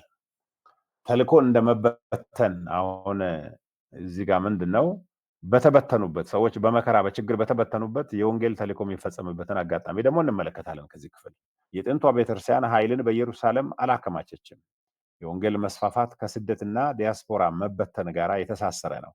መበተን ውድቀት አይደለም፣ መለኮታዊ ስትራቴጂ እንጂ። አሁን በኢትዮጵያ ውስጥ አሳዛኝ በሆነ ሁኔታ ሰዎች ወደ ውጭ ሀገር ሁሉ ይሄዳሉ፣ ወደ አረብ ሀገር ይሄዳሉ፣ ለስራ ቦታ ይፈናቀላሉ፣ የዕለት ጉርስ ለማግኘት ጉልበታቸውን ሸጠው ሁሉ ይሰራሉ። እዛ ሰዎች ይንቋቸዋል፣ ያሳድዷቸዋል፣ ያንገላታሉ። ግን የእግዚአብሔር ደግሞ ፈቃድ በስውር እንደሚኖር መታወቅ አለበት። አንዱ ሚስዮናዊ በግብፅ ያለው ከአንድ 2 ሳምንት በፊት ሲመሰክርልኝ ከኢትዮጵያ ሄደች አንዲት የቤት ሰራተኛ በኩሽና ሆና ስትጸልይ የቤት እመቤት እሷን የቀጠረቻት ደግሞ አልጋ ቁረኛ ናት፣ ታማ ለብዙ ጊዜ የቆየች ናት። እና የምትናገሬው ጸሎት ይመስላል ምንድን ነው ብላ ስትል አው ጸሎት ነው ብላ ተናገረች። ለአንቺ የጸለየ ሰው ለእኔ ይጸልያል ወይ ብላ ጠየቀቻት። አው ይጸልያል ብላ ከፓስተሩ ጋር አገናኘች። የዛ ቋንቋውን የሚያውቅ ሰው ጸለየላት። ሴትዮዋ ለረዥም ጊዜ ከታሰረችበት ተፈታች፣ መራመድ ጀመረች፣ ፎቅ ቤቷን መውጣት ጀመረች። አሜሪካ ላለው ወንድሟ ደወለች፣ ተገረመ፣ ጌታን ተቀበለ። ሌላ አውሮፓ ሀገር ያለ ሰው ወንድም ነበራት፣ ደወለች፣ እሱም ጌታን ተቀበለ። እና አንዳንድ ጊዜ ይሄ ሚስዮናዊ ሲነግረኝ ምንድን ነው ያለው፣ እኔ እንኳን አጥራቸውን መንካት አልችልም፣ ግን እነዚህ የቤት ሰራተኛ ተሰደው ተቸግረው የመጡትን መንፈስ ቅዱስ ፈጽሞ እውቀት የሌላቸውን ተጠቅሞ ይህን ታላቅ ስራ ሰርቷል አለ። ስለዚህ በአካባቢያቸው ያሉትን ኢብን ታናናሾችንም ቢሆን እግዚአብሔር ሊጠቀም እንደሚችል አስቡ። በግድ መበተን አለ፣ በስራ መበተን አለ፣ በጦርነት መበተን አለ፣ መፈናቀል አለ። እንደ ቤተክርስቲያን መሪዎች፣ አገልጋዮች በዚያ ውስጥም የእግዚአብሔር እጅ ይኖር ይሁን የቱ ጋ ነው እግዚአብሔር ይህንን ክፉ ሁኔታን ለወንጌል መስፋፋት ሊጠቀም የሚችለው የሚለውን በጥበብ ማሰብ ተገቢ ነው የሚሆነው። አማራጭ ስፍራና ፍላጎት ማለት ይሄ ኦልተርናቲቭ ስፔስ ወይም ዲዛይር ምንድነው? መንፈስ ቅዱስ አማራጭ ጂኦግራፊ ስፍራ ይፈጥራል። ይህ በአካል ወደ አዲስ ቦታ መሄድ መበመተን ብቻ ሳይሆን የዓለምን ስርዓት የሚቃወም አዲስ ፍላጎትና ማህበረሰብ መፍጠር ማለት ነው። የእስጢፋኖስ እይታ አይነት ማለት ነው። እንግዲህ መሪዎች ሊጠብቋቸው የሚገቡ ተግዳሮቶችና ምላሾች ምንድነው? ተግዳሮቱ መሪዎች ስደትን ከሁኔታው በራቀ መልኩ አሳምረው ሊመለከቱት ይችላሉ። አንዱ ፈተና ሁል ጊዜ ስደት ጥሩ ነው ብለን ልንሸወድ እንችላለን። ግን ዋጋ የሚያስከፍል መሆኑና መንፈስ ቅዱስ አብሮነት አጽንኦት መስጠት አለብን እንጂ ሁል ጊዜ ስደትን እንደ ትልቅ መልካም ነገር አድርገን ማድነቅ የለብንም። መንፈስ ቅዱስ በራሱ መንገድ ነው የሚጠቀመው እንጂ እኛ ስደትን ሁል ጊዜ እንደ አዎንታዊ ነገር ማየት የለብንም። ብዙም ጊዜ በመድረክ ላይ ሰዎች ባለማወቅ ስደት ቢመጣ ጥሩ ነው፣ ስደት ቢመጣ ጥሩ። ስደት ሲመጣ ይገላል፣ ያርዳል፣ ያቃጥላል፣ ያጠፋል፣ አመድ ነው የሚያደርገው። እግዚአብሔር በራሱ ዘላለማዊ ጥበብና መለኮታዊ አሰራር ካላመጣው በስተቀር ተመኝተን ጸልየን የምናመጣው ነገር አይደለም። ሁሉም መበተን ያለ መከራ የሚሆን ጀብዱ አይደለም። ነገር ግን መንፈስ ቅዱስ ሕሙማንን በመካድ ሳይሆን በህመሙ ውስጥ አብረው በመሆን አሳዛኝ ሁኔታን ወደ ተልእኮ ይለውጣል ማለት ነው። ለእስጢፋኖስ መንፈስ ቅዱስ ድፍረት ባይሰጥ፣ ንግግር ባይሰጥ፣ የይቅርታ ልብ ባይሰጥ ያ ሁኔታ ይበላሽ ነበር። ግን መንፈስ ቅዱስ ነው ጣልቃ የገባው። ሌላው ተግዳሮት ምንድነው? ታሪክንና ስነ መለኮትን ለማገናኘት መቸገር ነው። ምላሽ የእስጢፋኖስን ንግግር እንደ ሞዴል ይጠቀሙ። ስነ መለኮታዊ በሆነ መንገድ ታሪክን እንደገና መተረክ ማህበረሰቡ ማንነቱን እንዲረዳ ያግዛል። መሪዎች የመጽሐፍ ቅዱስን ታሪክ ከራሳቸው ባህላዊና ታሪካዊ ትረካ ጋር ለማዛመድ መበረታት አለባቸው። በታሪክ ውስጥ በልማድ ውስጥ ያለ መስመር የለቀቀ ነገር ካለ በመጽሐፍ ቅዱስ መነጽር የማየትና የማቃናት ጥበብ እንዲኖራቸው መጸለይ አለባቸው። ሌላ ተግዳሮት ሊሆን የሚችለው አማራጭ ፍላጎት ነው። ይህም ሀሳብ በተግባራዊ ቤተክርስቲያን ህይወት ውስጥ ለመተግበር መቸገር ነው። ምላሽ የማስፋፋት ፍላጎትን ብቻ ሳይሆን ቤተሰባዊነት የሚሹ ማህበረሰባዊ ልምምዶችን፣ አምልኮ፣ ጸሎት፣ መካፈል እንዴት ማዳበር እንደሚቻል አውደ ጥናቶችን ማዘጋጀት አለብን። ጸሎትና አምልኮ ለስደተኛ ክርስቲያኖች መራራት፣ ለመንፈስ ቅዱስ ስራ ምስጋና ማቅረብ እና አስቸጋሪ በሆኑ ሁኔታዎች ውስጥ ለተልእኮ ቃል መግባት እንዴት እንደምንችል ማሰብ አለብን። ምን ማለት ነው? ስደተኛ ክርስቲያኖች ካሉ በአካባቢያችን መራራት አለብን፣ መጎብኘት አለብን፣ ማካፈል አለብን። እንደገና ደግሞ ለመንፈስ ቅዱስ ስራ ምስጋና ማቅረብ አለብን። እግዚአብሔር ቅድም እንደተናገራችሁት በመከራ በችግር እጅግ በሚያስለቅስ ሁኔታ ውስጥ እግዚአብሔር ያስቻላቸውን ሰዎች ስናይ እግዚአብሔርን ማመስገን አለብን። በአስቸጋሪ ሁኔታ ውስጥ ደግሞ ለተልእኮ ቃል መግባት አለብን፣ መጸለይ አለብን። እንግዲህ ማጠቃለያና ማበረታቻ ቃል ጋር ደርሰናል።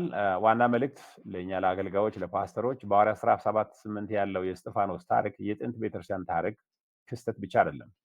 ይህ በመንፈስ ለሚመራ ድንበር ለሚያሻግር እና ዋጋ ለሚያስከፍል ምስክርነት የተሰጠ ምሳሌ መሆኑ መታወቅ አለበት። ፓስተሮች እና የቤተክርስቲያን መሪዎች መከራን መሸከም የሚችሉ በጭካኔ ለሚይዟቸው ይቅርታ የሚያደርጉና ወደ አዳዲስ ስፍራዎች የሚላኩ ማህበረሰቦችን ለመቅረጽ የተጠሩ መሆናቸው መታወቅ አለበት። ይቆራረጣል፣ አይሰማም። ጨርሻለሁ። አይዞ ተስፋ በስደት ውስጥ እንኳን መንፈስ ቅዱስ ይሰራል። መበተን ሽንፈት ሳይሆን ተልእኮ ነው። ጨርሻለሁ። እኔ አሁን ላይ ወደ ዊት ነው የሚወስዳችሁ። ሰዓታችንም ኦልሬዲ አልፏል።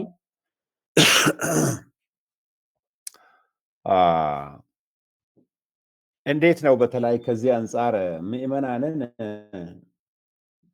ማለት ምዕመናን በአስቸጋሪ ሁኔታ እያለፉ እያሉ እግዚአብሔር መንፈስ ቅዱስ ደግሞ ያንን አስቸጋሪ ሁኔታ መዋጀት እንደሚችል በመገናዘብ ምቹ አጋጣሚዎችን መፍጠር የሚቻለው እንዴት ነው? እንዴት ነው ከዚህ አንጻር የምትመለከቱት? በአካባቢያችሁ ያለ የሆነ ሰው እየተጎዳ ያለበት ሁኔታ ግን በዚያም ውስጥ ደግሞ ለወንጌል ቀዳዳ ፍንጭ ሊታይ የሚችልበት ሁኔታ የምታነቡት የምታስተውሉት አለ ይሁን?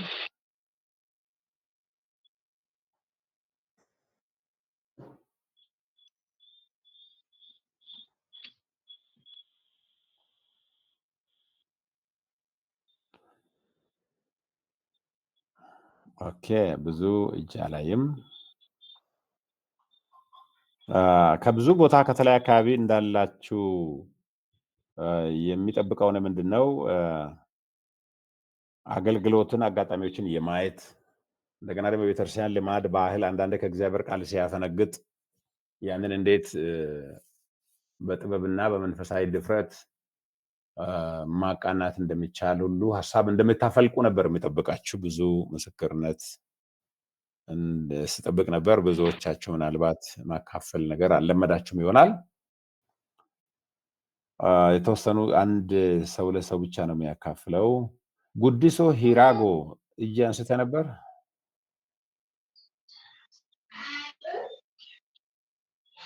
ሄሎ ጉዲሶ።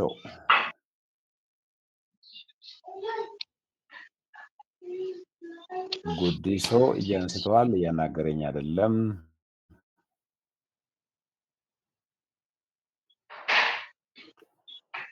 ወይ የሰማኝ አይደለም። እሺ፣ ስለዚህ እጅ ከሌለ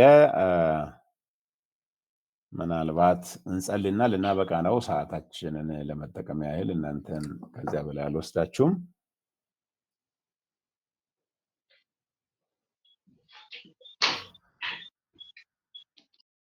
እሺ፣ እንጸልያለን። እግዚአብሔር አምላካችንና አባታችን ሆይ በዚህ በሐዋርያት ሥራ ምዕራፍ 7 ስላየነው መልካም ዘላለማዊ እውነት እናመሰግናለን። በዚህ ሐሳብ ውስጥ ራሳችንን እንድናይ ደግሞ እርዳን። በማህበረሰባችን በቤተ ክርስቲያናችን ውስጥ ያለውን ውስንነት፣ ባህልን፣ ልማድን፣ ወግን ከእግዚአብሔር ቃል በላይ ሰዎች አሳልፈው ለቤተክርስቲያን ለእግዚአብሔር የሚቀኑ የሚመስሉ የሚያከሩ የሚመስሉ ሰዎች ሁሉ ጌታው የሚያልፉበትን ስህተት አለማወቅ፣ ድንቁርና በቃል መለየትና መግለጥ፣ እውነተኛውንም ብርሃን ማሳየት እንድንችል በኢየሱስ ስም እርዳን። እግዚአብሔር አምላክ በኢየሱስ ክርስቶስ ስም እዚህ ቦታ ይህንን ኮርስ የሚወስዱ ሁሉ አጋጣሚዎችን ማየት እንዲችሉ የተጎዱትን፣ የተሰደዱትን፣ ለጌታ የቆሙትን ሴቶች፣ እህቶች አንዳንድ ወንጌል እየመሰከሩ በጾታዊ ጥቃት ጋራ ብዙ መከራ ውስጥ ያልፋሉ። ሌሎች ከአካባቢ ይፈናቀላሉ። ሌሎች ከአገልግሎት ደግሞ ይባረራሉ ጽድቅን ስለተናገሩ። እግዚአብሔር የዘላለም አምላክ ሆይ በዚህ ጊዜ የክርስቶስ እጅ መሆን እንድንችል፣ የክርስቶስ ምላስ መሆን እንድንችል፣ የክርስቶስ ልብ ይዘን መቆም እንድንችል፣ የምራራ ልብ የሚያስተውል ልብ እንድትሰጠን በዓለም በተለያዩ ቦታዎች ደግሞ ስላሉት መከራ እየተቀበሉ አሁን እንኳን በናይጄሪያ በእስላም ጽንፈኞች እየታረዱ ያሉ ክርስቲያኖች፣ ፓስተሮች አሉ። ቤተክርስቲያናቸውን እንድታጽናኑ መሪዎች የተነጠቁ ቤተክርስቲያን አሉ። ፓስተሮች የተነጠቁ ቤተክርስቲያናት አሉ። ባሎቻቸውን የተነጠቁ ሴቶች አሉ። ወላጆቻቸውን የተነጠቁ ልጆች አሉ። መንፈስ ቅዱስ ሆይ አንተ አጽናናቸው። ይህንን አሁንም በናይጄሪያ ያለውን የጥፋት እጅ በኢየሱስ ስም እጅ እንዲያግድ እንጸልያለን።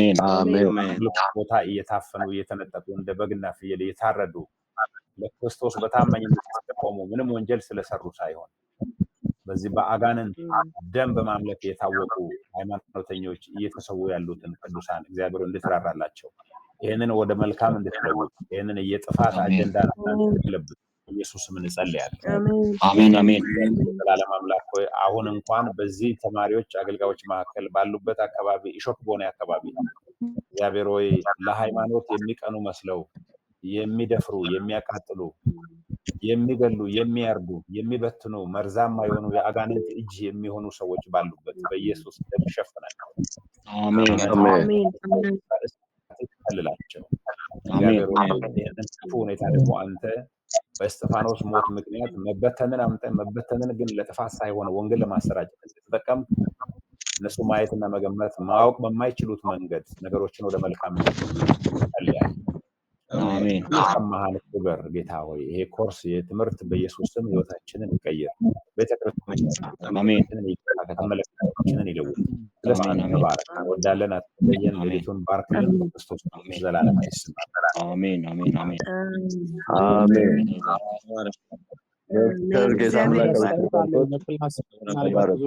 ከማለታችሁ በፊት ጥያቄ አለ ከባለፈው ጥያቄ ሰውን አንድ አስተያየት አለኝ ዶክተር አቤት አስተያየት አለኝ ለክላስ ተማሪ ዶክተር ጥያቄ አንተ ጨርሰህ ከሆነ እሺ ምንድነው አስተያየት አሁን ትምህርቱን ስንከታተል ትኩረት ማድረግ ስላለብን ያው ፓወርፖይንቱን ያው አጭር ሰዓት ስለሆነ የምንማረው ፎከስ ሆነን ነው የምንማረውና ብዙ ጊዜ ያስተዋልኩት ምንድነው አንዳንድ ወገኖች ቪዲዮ ይከፍቱና የተለያየ ነገር ያሉበት ኤሪያ ላይ ያለውን ነገር ያሳያሉ። ትኩረት ያው እንዳናደርግ ይረብሻል ማለት ነው። ምናልባት ላይክ ድምጻችንን ቮሊዩም እንደምንዘጋ እንዲሁ ቪዲዮውን ዘግተን ትምህርቱን የመከታተል ነገር ለትኩረት ብናደርግ የሚል አስተያየት ብዙ ጊዜ ያስተዋልኩት ነገር ስለሆነ ደግሞ የሚረብሸኝ ነገር ስለሆነ ነው። ምክንያቱም አንዳንዶች ምናልባት ባለማወቅም ሊሆን ይችላል ላይቭ እያደረጉም ቤት ውስጥ ቁጭ ብለው የተለያየ ነገር የሚያሳዩ በቪዲዮ ማለት ነው። ይሄ ደግሞ በትምህርት ጊዜ ላይ በጣም አቴንሽን ይስባልና ስለዚህ ይሄንን ባናረግ የሚል አስተያየት ለመስጠት ነው። አመሰግናለሁ። አዎ ተገቢ ነገር ነው። ሴንሲቲቭ ነው ብዬ ነግሬያችሁ ነበረ። ማስታወቂያውን አልተከታተላችሁም እንጂ ቪዲዮ መክፈት ጥሩ አይደለም። በእናንተ ቤት ክፍል አልጋ ቤት ያለውን ሰው ከኋላ የእናንተን መጥቶ የሚያናግረውን ሰው ሁሉ እያየን ነው። ያ መሆን የለበትም። ቪዲዮውን ዘግታችሁ ኦዲዮን ብቻ ይሄ ቪዲዮ የሚለው እናንተ ስትነኩት ይዘጋዋል። ሲዘጋ ድምጻችሁን አጥፍታችሁ ማዳመጥ ብቻ ላይ ማስታወሻ በመያዝ ላይ ብቻ ትኩረት ብታደርጉ ጥሩ ነው። እንደገና ደግሞ ድምጽ ሁሉ የምታሰሙ ሰዎች እንዳላችሁ እኔ ራሴ ሲረበሽ አቆማለሁ። ምክንያቱም ማለት ስለማይቻል ምንድነው ማድረገው ነው ክላሱን አቆማለሁ። እና እንግዲህ የመጀመሪያም ጊዜ እየተለማመድንም ስለሆነ ሊሆን ይችላል። ግን ያው የኦንላይን ክላስ ሴንሲቲቭ እንደሆነ ይወቁ። ቪዲዮ ስታሳዩ ክፍላቸውን ስታሳዩ ሌላው እናንተን እያየ ማዳመጥ እንደማይችል በዚህም ትምህርት እየረበሻችሁ እንደሆነ ይወቁ። ቪዲዮ የምታሳዩ ከሆነ ብቻችሁ ብቻ እንድታይ አድርጋችሁ መተው ትችላላችሁ። እንግዲህ ዞሮ ዞሮ ያው እንደ አገልጋይ ለሌላው መጠንቀቅን የሚያመለክት ስለሆነ ማለት የሚመለከት ጉዳይ ስለሆነ ማድረግ አለብን። ተገቢ ነው። አመሰግናለሁ። በዚሁ እናበቃለን። ሌላ ጊዜ እስክንገናኝ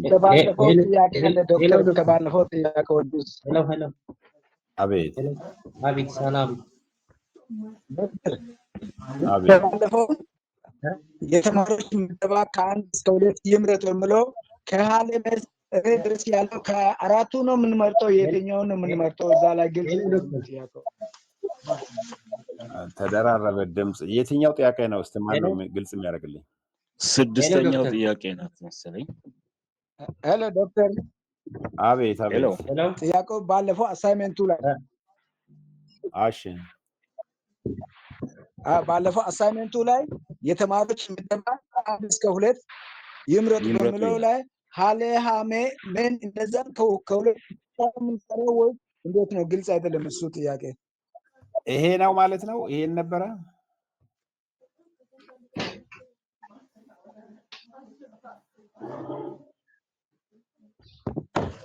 ይሄ እስከመ ያለው ነው አይደል?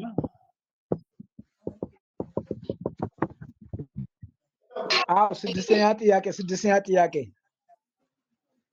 ስድስተኛው እንግዲህ ይሄ ኦኬ። ስድስተኛ የተማሪዎች ምደባዎች ከ1 እስከ 2 ይምረጡ የሚለው ላይ አዎ እሱ ሀሜን ሁለት ብቻ ነው የምንሰራው ወይስ እዛ ጋር ግልጽ አይደለም? ይሄ ተግባራዊ የአገልግሎት መንገዶች የሚለው ነው።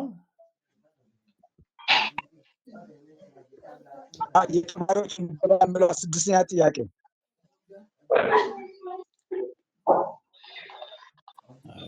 የትኛውን እንደሆነ እኔ ግልጽ አልተረዳው። ምናልባት ጥያቄያችሁን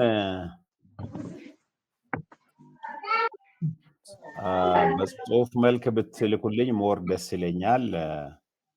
አሁን ላይ አልተግባባንም የትኛው አሳይመንት እንደሆነ። እሺ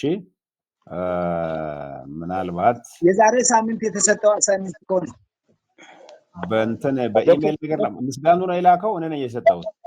አዎ ምስጋኑን የላከው። ምስጋኑ የላከው ሆነ ምስጋና እሱ የጠየቀው ጥያቄ እያወጡ እኮ ነው ዶክተር እያሳዩ ነው። እሱ የጠየቀውን ጥያቄ እያወጡ ምዕራፍ 8 1 እስከ 2 ምናምን የሚለው ነው። 7 አይደለም 8 ናውጡና እሱ የሚጠይቀው ምዕራፍ 6 ላይ ይሄ ነው 6 ሐዋርያት ሥራ 6 የውይይት ጥያቄ የምለው ነው። አንዳችሁ 8 ነው አንዳችሁ 6 ነው የምትሉት ከሆነ ግራ ገባኝ እኮ። እሺ የሐዋርያት ሥራ 6 የአሁን የአመራር ልምዶችን እንዴት እንደሚገዳደር ይግለጹ ይላል። የአገልግሎት እቅድ አለ። ለአገልግሎቱ ቀለል ያሉ የልኡካን እቅድ ይፍጠሩ ይላል። ሊወክሏቸው የሚገቡ 3 ተግባራት ይዘርዝሩ ይላል። ለማሰልጠን 2 መሪዎችን ይላል። ይተልኮን እንዴት እንደሚደግፍ ባለ ብዙ ይሄ ነው አይደል? ባህል ግምገማ ይላል። ጥያቄ 6ኛው ላይ ነው።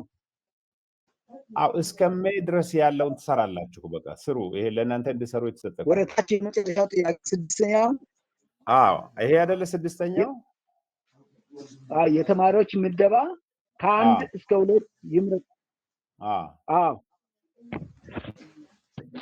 አጭር ማሰላሰል ይላል። ይሄ 300 እስከ 400 ቃላት ይላል። የሐዋርያት 16 የአሁን የአመራር ልምዶችን እንዴት እንደሚገዳደር ይግለጹ ይላል። የአገልግሎት እቅድ ይላል። ለአገልግሎቱ ቀለል የልኡካን እቅድ ይፍጠሩ ይላል። ሊወክሏቸው የሚገቡ 3 ተግባራትን ይዘርዝሩ ይላል። ለማሰልጠን ስለዚህ ከ1 እስከ 2 ይምረጡ ማለት 1 2 አለ። እንደገና ደግሞ ሌላ ሀሜ አለ። ስለዚህ ሀሜ ከመረጥ ከሀሜ ትሰራለህ። ሀና ላይ ከመረጥ ሀና ላይ ከመረጥ ይሄን ትሰራለህ ማለት ነው። ኦኬ ግልጽ ነው? አሁን ገብቶኛል። እሺ አሁን ግልጽ ነው። አሁን ልክ ነው። እሺ እናመሰግናለን። መልካም ቆይታ፣ መልካም አዳር። አሜን አሜን። ጌታ ይባርካችሁ። ሁላችን ተባረኩ። ተባረክ ዶክተር፣ እግዚአብሔር አብዝቶ ይባርክ። አሜን አሜን አሜን። ጥያቄ አንድ ጥያቄ ምንድን ነው? ማን ነው ያለው? ጉዲስ ሆነ? ሄሎ ቅድም እኮ ሳናግሬ አልሰማኸኝም። እሺ ጠይቅ ምን እንደሆነ። አንተን ሎክ አድርጎ ነው። እሺ ምንድን ነው? አሁን እችላለሁ። ሶሪ ሐዋርያት 7 ላይ ያለፍ ስለነበረ ነው። እንትን ምዕራፍ 7 ላይ ቁጥር 23 ላይ ስለ ሙሴ ሲናገር ወንድሞቹ ጋር ሲሄድ ወንድሞቹ እንደጠሉትና ከዛ በኋላ እንደሸሻ ይናገራል። አሁን ካወራው እንትን ጋር እሱን ስናነጻጽር እንዴት ነው ስለ ስደት እያወራን ነበረና? ግን ስደት ሳይሆን እስጢፋኖስ እያወራ ያለው እኮ ተናግሬያለሁ። አንተ አልተከታተልከንም ይሆናል እንጂ የሙሴን አመራር ህዝቡ እንዳልተቀበለ እያሳየ ነው እስጢፋኖስ። አሁን ኢየሱስን ብቻ ሳይሆን ያን እንኳን ሙሴንም አልተቀበላቸውም። በዘመናት ሁሉ መንፈስ ትቃወማላችሁ የሚለውን ነጥብ ሊያጸና ይመስለኛል የሚያወራው። ያንን አውርተናል፣ አንተ አልተከታተልከው። በሉ ቻው፣ መልካም አዳር፣ ተባረኩ። አንድ ሀሳብ አለኝ። ድምጽ ያቆራረጠን በጣም ስላስቸገረኝ ነው እና ኢናም ኬንያ ነው ያሉት። አብዛኞቹ በስራ ምክንያት የመጡ ወጣት ወንዶች አሉ። በስራ ምክንያት የመጡ ሴት እህቶች ክርስቲያኖች በጣም ብዙ ነው እዛ ኬንያ ላይ ያሉት። ነገር ግን ደፍረን ሄደን እነሱን ለማገልገል አንድ ጊዜ የለንም። ሁለተኛው ደግሞ የራሳችንን አውጥተን ሄደን መጎብኘት አንችልም፣ ማየት አንችልም። ብዙ ከደቡብ መጡ ሴቶች አሉ፣ ከደቡብ ከኢትዮጵያ የመጡ ወንዶች አሉ። እነዚህ አሁን በሃይማኖት ተጽዕኖ ስር ነው ያሉት። እነዚህም ሰዎች አንድ አሁን ጎሳ ብዙ አይነት ጎሳ አለ።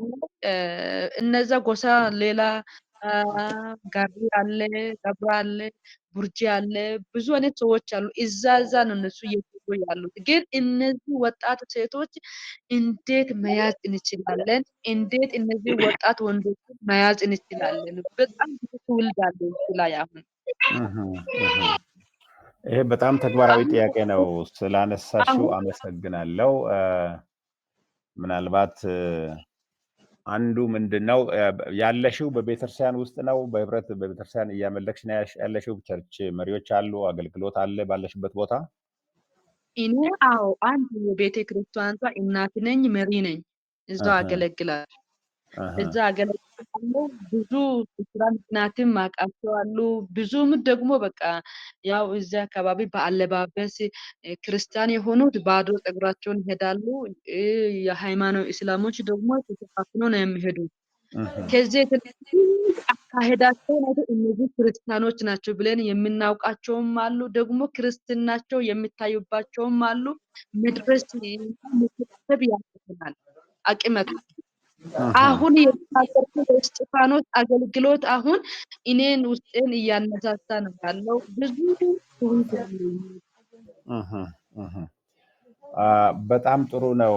አንደኛው ለጊዜው ምላሽ የሚሰጠው ምንድነው ቤተክርስቲያን እናት መሪ ከሆንሽ በተለይ እህቶች ላይ መስራት የምትችይው ባለፈው እንደተነጋገርነው ምንድነው ቤተክርስቲያን አንዳንድ ጊዜ ለምሳሌ የመስተንግዶ አገልግሎት ማዘጋጀት ከቻለች አቅም ካለ ለምሳሌ የፌሎሺፕ ፕሮግራም፣ የመተዋወቅ ፕሮግራም ወደ ቤተክርስቲያን እነዚያን ሰዎች የመጋበዝ ፕሮግራም ምንም ከወንጌል ጋር ተያይዞ ሳይሆን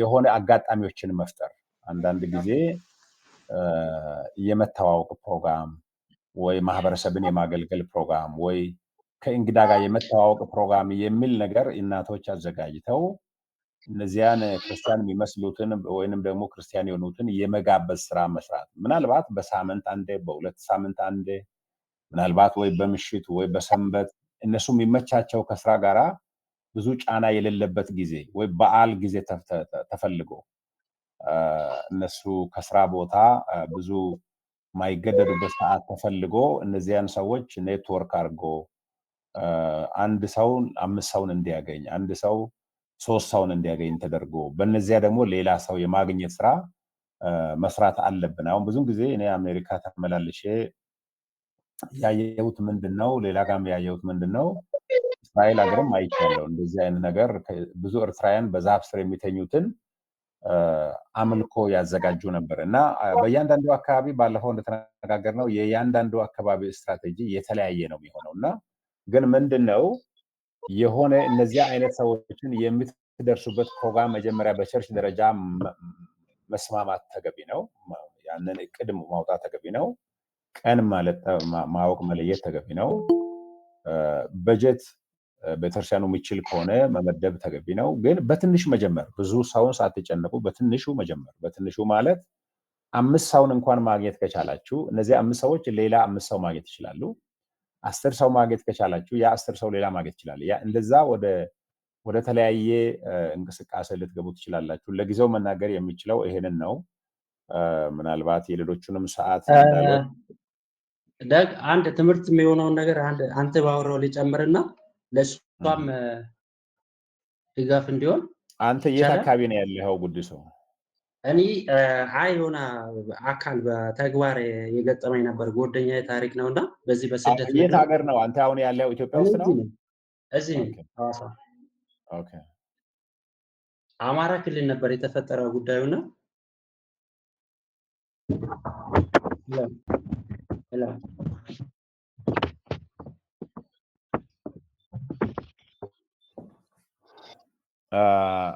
ኤኒዌይ ምናልባት የብዙዎችን ጊዜ ከምወስድ ለሷም ይሄ ጀነራል የሚያስፈልግ እንትን ነውና ምንድነው አሳጥረሽ ተናገርሽ እና 2 ልጆች ነበሩና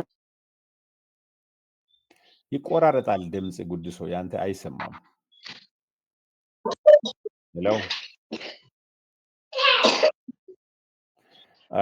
እሺ አንድ ነገር አኮደ እየሰማሽኝ ነው? አዎ በደንብ እየሰማሁ ነኝ። ሀሳብን ሀሳቤን አግኝቻለሁ። አልጨረስኩም፣ ግን ለጊዜው አሁን አጠቃላዩን እዚህ ማሳተፉ ተገቢ ስለሌለ ምናልባት አንዳንድ ይሄ ተግባራዊ የአገልግሎት የምክር ቃል ስለሆነ ምናልባት በዋትስአፕ ምናምን ከተገናኘን ምናልባት ሌሎችም በዚህ በአፍሪካ ሚስዮኖች የሚሰሩ ሰዎችም ስላሉ ምናልባት የማገናኘት እውቀትም የማካፈል ነገር እንዲሰጡ ማድረግ እችላለሁ። አሁን ግን ጉድሶ የሚናገረው እንዳንሰማ እየተቆራረጠ እየተዘጋ ነው። ጉድሶ ያንተን እየሰማው አይደለም። አሁንም አይሰማም? አሁን ይሰማል። አውራ እስቲ አሁን ይሰማል? ይሰማሻል አይደል? ይሰማኛል። እና ሁለት ልጆች ነበሩና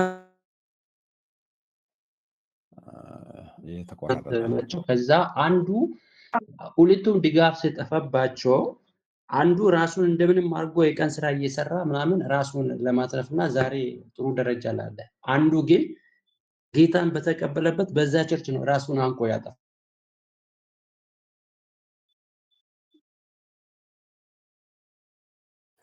ለምንድን ነው አንቆ ያጠፋው? ድጋፍ ያጣው እንደዚህ የሚከታተለው ሰው ያጣው ልጅ አንዱ ራሱን ያጠፋ በዛው ጌታን በተቀበለበት ቸርች ላይ ሰብሮ ገብቶ አንዱ የቀን ስራ እየሰራ ከዛ አሁን የራሱን ስራ እንትን አድርጓል። ደረጃ ላይ ነው ያለው። ኦኬ ጥሩ። ምንድነው አኮደ ምናልባት አሁን ሰዓታችን ስለሄደ የትርፍ ጊዜ ነው። ምናልባት ስልክ እዛ ተቀምጦ ከሆነ በዋትስአፕ ልታገኝ ትችያለሽ። ግን የሰማሁት ምንድነው ግብፅ ሀገር ላይ የሆነ ያለውን የሰማሁት ምንድነው የተደራጁ የሚስዮን ቡድን አሉ። እነዚያ በተለያየ ሰው ቤት የሚሰሩትን በተለይ ክርስቲያኖችን ለይተው የሙያ ስልጠና የሚሰጡ አሉ። ለምሳሌ በሰው ቤት እንዴት እንደሚሰሩ እንደገና ስራን በተሻለ መንገድ ሰርተው በዚያ በሚኖሩበት ቤት እንኳን ተጽዕኖ እንዴት እንደሚያመጡ ስልጠና የሚሰጡ የሚሽን ኤጀንቶች ሁሉ አሉ። ስለዚህ አሁን አንቺ የምትይው ሰፋ ያለ ነገር ስለሆነ ምናልባት በዋትስአፕ ሞር ምናልባት ማውራት ከቻልን ጥሩ ነው። አሁን ላይ ጊዜ ያጠፋል። ምናልባት የኔን ኢሜይል እዛው ወይ ማስቀመጥ እችላለሁ ወይ ስልክ ማስቀመጥ እችላለሁ። እንደዚህ አይነት ትርፍ ነገር ሲኖር በዚህ በሲለበስ ላይ ኢሜይል ስልክ አስቀምጬ ነበር። የኔ እንደዚህ አግኝተሻል? በተለይ ስልክ ቢኖር ጥሩ ነው። ስልክ ቢኖር ዶክተር ስልክ ቢቀመጥ በጣም ቆንጆ ነው። እኛም እንፈልጋለን። ስልኮትን ያስቀምጡ።